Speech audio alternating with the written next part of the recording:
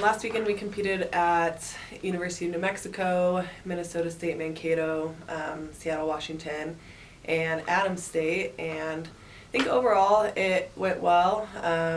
We had some national qualifying performances, some personal best, season best. Probably the best meet was up in Washington, where 6 of the distance runners qualified for nationals. 4, I would say, are into the meet for sure, and had some very solid performances.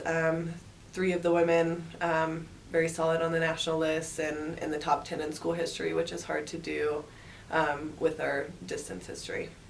Like a normal track and field season, I think has had some up and downs, but I think different from previous years, I think that we have good depth in event groups, which hasn't always been the case. I think we've had good individuals across the board, but I think going into championship season, we are looking good for the conference championships next week, and in terms of national performances, I think we have 10 to 12 that are pretty solid into nationals. You never know for sure until after the RMAC championships, but I think at this point in the season, we're looking better than the last couple years.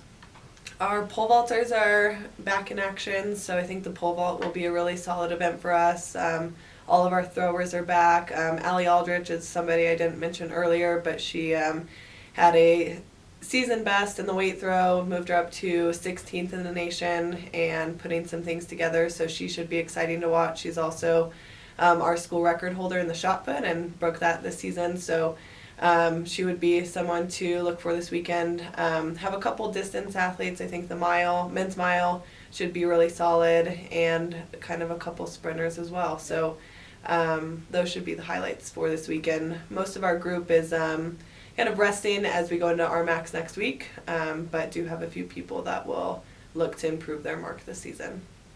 Tomorrow is senior night, so if you are in town, it's a great night to celebrate the seniors that have been around the last 4 to 5 years and have contributed a lot of time and energy to our program, so would appreciate a lot of people coming to the track for our last meet tomorrow.